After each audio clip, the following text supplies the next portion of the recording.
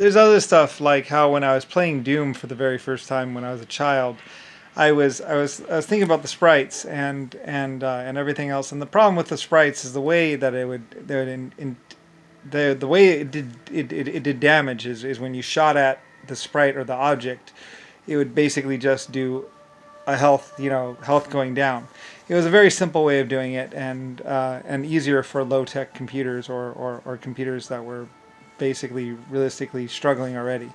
Um, but what I really wanted to see, I was like, but we could, you theoretically, because it should be theoretically possible to maybe. I mean, but it's like hugely more complicated. I was like, well, maybe they could. And so I don't know. Maybe it was me. Maybe it was somebody else. Maybe who knows. But basically, I was hoping for something where it actually accurately show damage on the body, and we were actually doing that in the 1940s and 1930s and all that other stuff, where we actually did. Well, I mean, part of the military VR simulation was if you shot at the bad guys in the VR simulation, because there's a gun basically and you had a helmet, and anywhere you looked or whatever there was a screen in front of you, and you could, well, first we just did the screen, and then we were trying for the VR thing, because then there might have been even a room set up with screens on all sides, and you could just like walk or something like that. We were setting it up with a treadmill. It was a really expensive, like $16 million project, or $30 million project. It was a lot of money. Well, I mean, back then it would have probably been a couple $100,000 project, because inflation and all that. Anyway, though, but in that one, when you shot in the shoulder, you know, when you shot someone in the shoulder, we were trying to work on accurately depicting, how that shot would look, and so they were shooting actually corpses and dead bodies. That's another thing. The Germans shot a lot of dead bodies when people gave their bodies up for science after they had died. They would dress them up, and then we would go and film them and then shoot them, and then record how that looked, you know, from these people who had given their bodies to science, basically. And there isn't that much difference between a burning dead body and a burning real life body. So yeah, it was wrong maybe because we were burning dead people basically. But I mean, they gave up their bodies voluntarily for science and all that other stuff. And so we were using them to burn bodies and stuff like that, and also like shoot bodies to accurately see damage and other things, and also what the rounds would do to a real body. Because you can't really, it's hard, you can't really simulate how a bullet goes through a real body, or how the damage is on a real body. And there was actually huge amounts of research that were gained by the Germans and by the Russians from shooting dead people, basically. There are people that had died from natural causes, and then they would give up their body for science. And what science was basically we'd take them out into a field, tie them to a post, and basically shoot them, and then look at the damage that the bullets or the accident caused. A lot of cars were tested with dead people. Like we'd stick two dead people in a car and then run it at a blockade, and see how their bodies looked afterwards. It's gruesome, it's nasty, but it's what we were doing, and I'm sorry about that.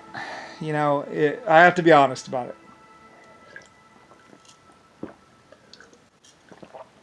I actually freaked out from America when I saw it, because I saw these people that were shot up and mutilated, and I wanted to make sure that it was actually that project and not somebody else shooting up and mutilating bodies.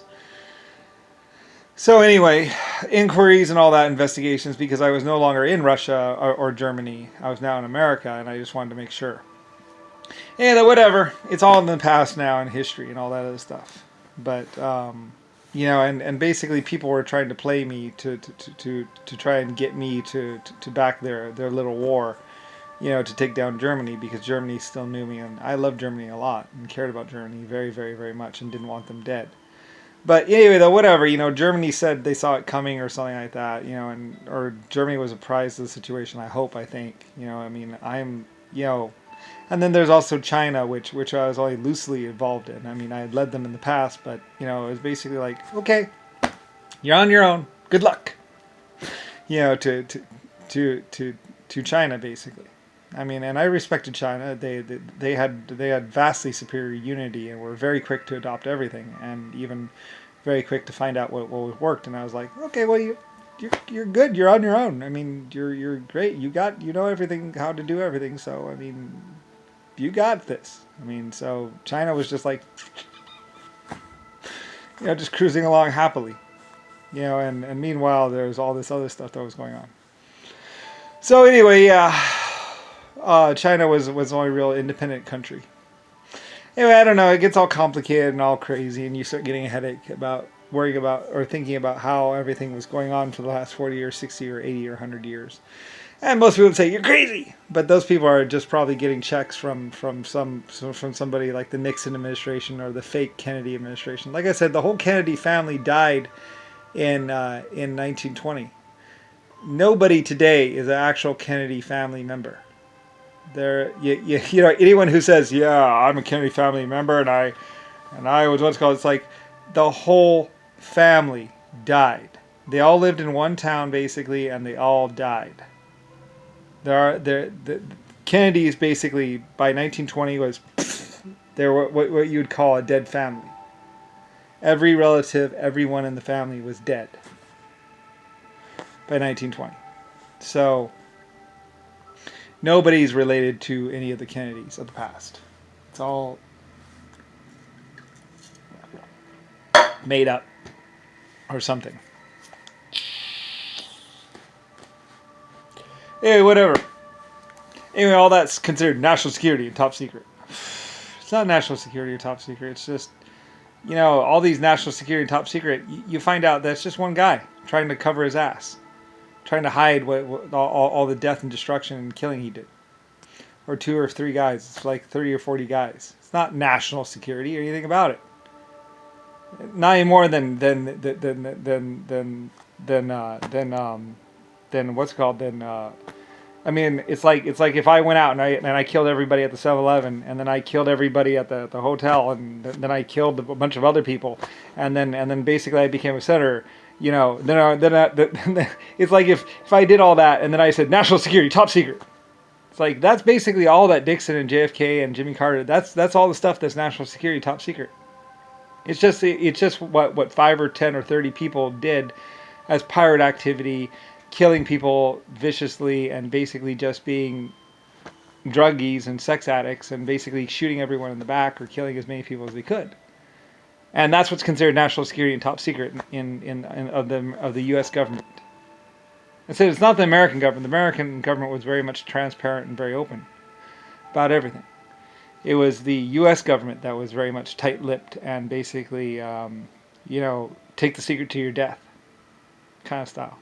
Anyway, whatever, I don't really care. It's like, there's so much death and so much destruction and nuking, carpet bombing of Russia and China and everywhere else in Germany that's just like, there was so much death surrounding it that, I don't really care anymore.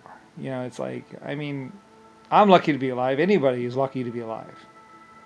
I'm surprised there's even life on this planet considering all the people that they tried to carpet bomb and tried to nuke. They tried to nuke the whole fucking world.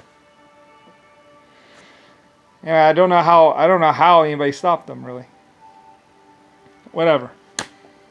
Nixon and JFK and all those other people, they were crazy. They would nuke anyone. They would carpet bomb anyone, and they did, quite openly. So it got to the point where Two-Tone Tommy or whatever, or Two-Tone whatever, would film his attacks. They would film him. They would have a cameraman running, rolling film as they went into a bank and actually shot people and robbed the bank. They were doing it with no regard. They were even proud of the films. Anyway, whatever. They tried to burn all those films. So whatever.